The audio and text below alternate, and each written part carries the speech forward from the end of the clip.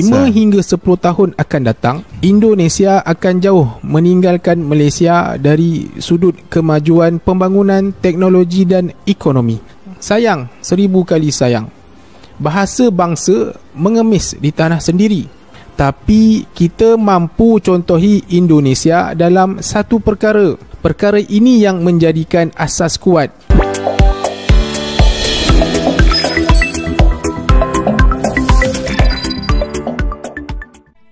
Assalamualaikum warahmatullahi wabarakatuh. Halo teman-teman, jumpa lagi di Aryan M Channel.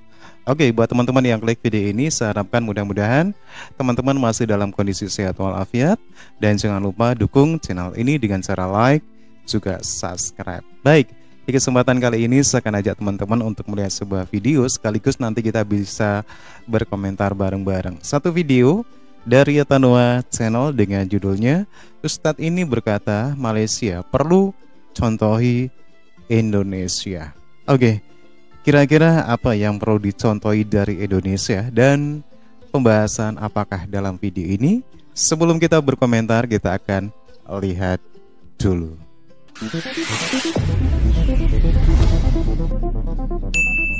Assalamualaikum warahmatullahi wabarakatuh. Salam jumpa lagi. Semoga Tuhan Yang Maha Kuasa selalu memberikan rahmat untuk kita semua. Jangan lupa kunjungi Atanua ada sebuah Media video ya. dari negara jiran yang Nanti membahas linknya tentang di bawah. Indonesia dan Malaysia dari channel YouTube Akademi Quran Raudatul Amin. Di awal video sang Ustadz mengatakan bahwa 5-10 tahun yang akan datang, Indonesia akan meninggalkan jauh Malaysia. Dan sang Ustadz mengatakan bahwa Malaysia perlu contoh Indonesia dari sisi bahasa. Dari bahasa. 5 hingga 10 tahun akan datang, Indonesia akan jauh meninggalkan Malaysia dari sudut kemajuan pembangunan teknologi dan ekonomi. Sekarang pun tanpa kita sedar, Indonesia telah mula meninggalkan Malaysia dari sudut ekonomi.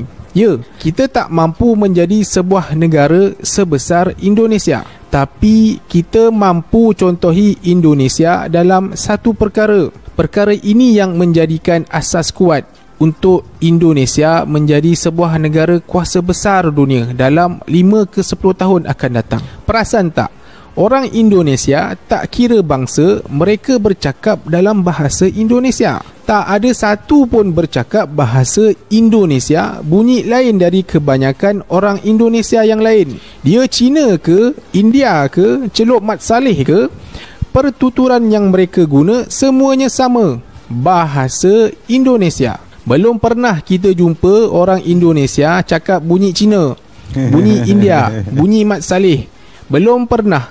Semua bunyi Indonesia. Wah, seronoknya tadarus masa bulan Ramadan. Jom kita daftarkan diri sekarang. Sistem pendidikan mereka disatukan dengan satu bahasa, bahasa Indonesia. Mereka melestarikan bahasa Indonesia bermula dari peringkat sekolah.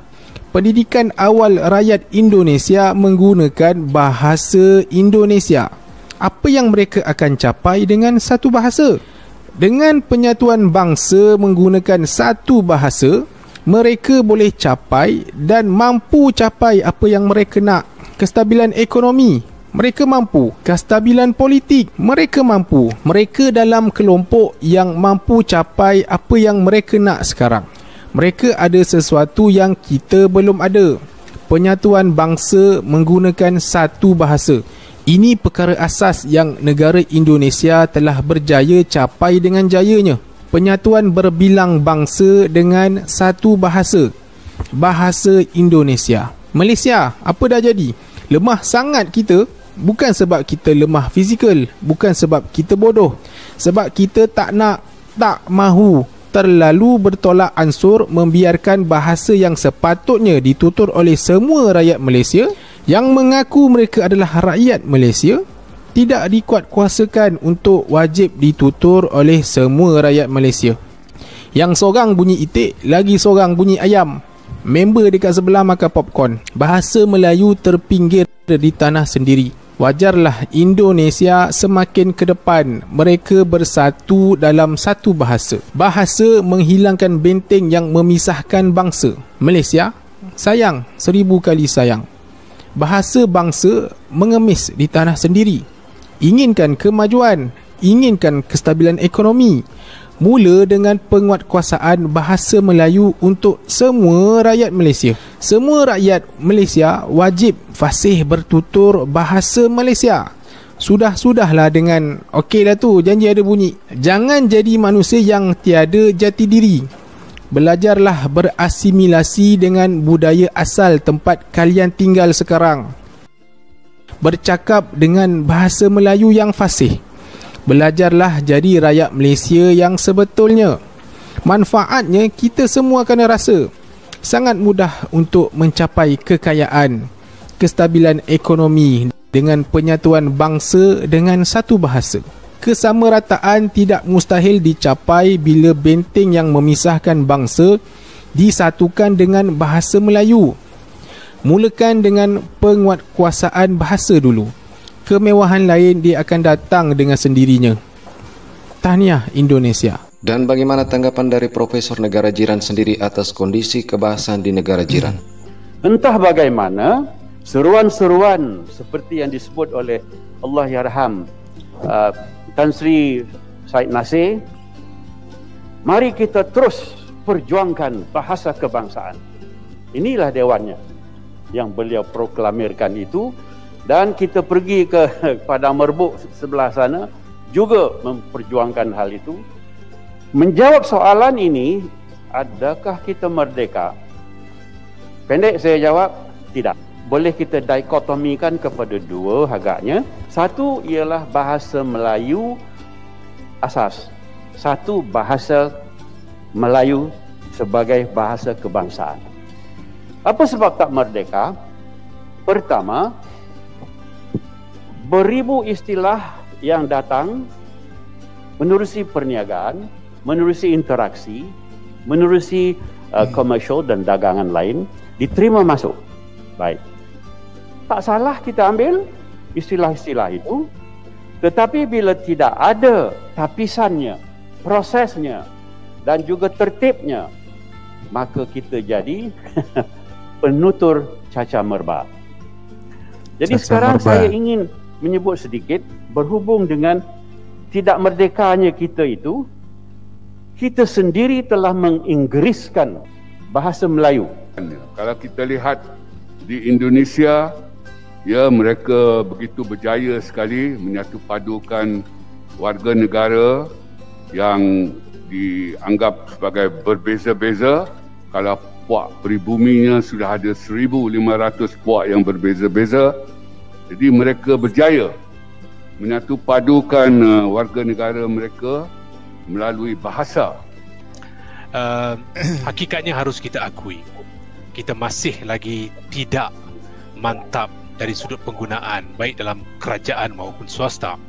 Dan kita juga harus akur bahawa kita mahu kehidupan yang beradab dan berbudi, dan bahasa itu tidak boleh dijual beli. Tinggi bangsa adalah kerana bahasa.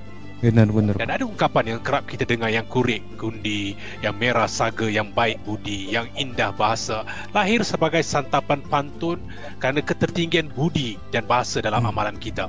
Dan saya percaya dalam kalangan kita hari ini, sebagaimana dinyatakan oleh Tan Sri Raisiatim tadi, ramai dalam kalangan warga Malaysia seolah malu dan segan untuk menggunakan bahasa Melayu kerana persepsi bahawa ia tidak setaraf dengan kedudukan bahasa Inggeris, bahasa-bahasa lain.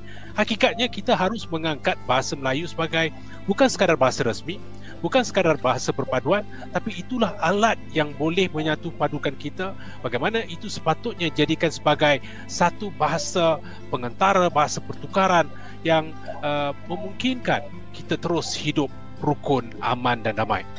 Malahan kalau kita perhatikan, dalam kalangan agensi kerajaan sekalipun masih lagi menggunakan bahasa Inggeris di dalam edaran mereka, masih lagi menggunakan bahasa Inggeris di dalam mesyuarat mereka, masih lagi tersipu-sipu untuk menggunakan bahasa Melayu. Ya, sudah menjadi pengetahuan umum bahwa bahasa Indonesia sudah menjadi salah satu dari 10 bahasa resmi UNESCO.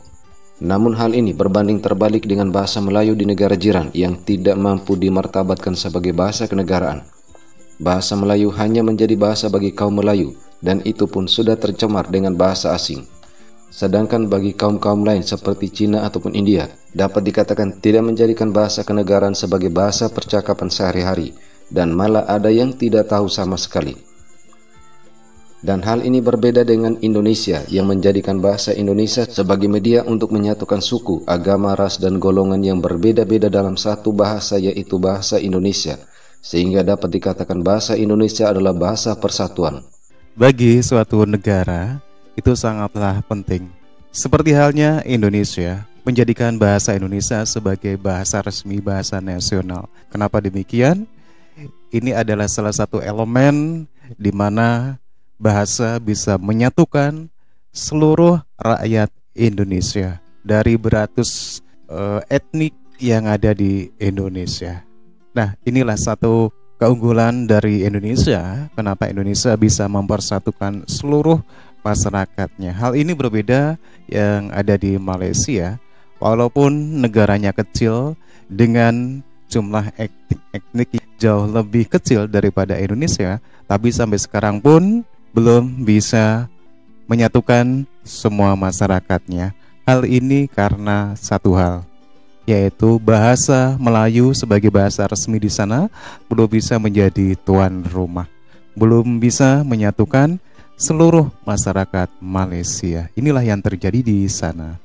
Ini jelas tak lepas juga dari bagaimana proses ataupun asas pembentukan Malaysia. Karena Malaysia mengamalkan asas integrasi berbeda dengan Indonesia, asas asimilasi ataupun pembauran. Oke teman-teman ya, demikian ya satu buah video dari Atanua Media di mana ada pendapat Ustadz dari Malaysia. Silakan, Malaysia perlu contohi Indonesia. Memang kalau kita berkaca dari Indonesia, saya sendiri sebagai orang Indonesia, saya bangga. Kenapa? Karena dengan bahasa Indonesia kita bisa berkomunikasi dengan sesama orang Indonesia walaupun itu jauh di seberang pulau, dan kita bisa saling berkomunikasi. Nah inilah, oke teman-teman ya, demikian satu video yang menarik sekali. Silakan teman-teman bisa berkomentar dan jangan lupa dukung channel ini dan Atanua Media. Terima kasih. Wassalamualaikum warahmatullahi wabarakatuh.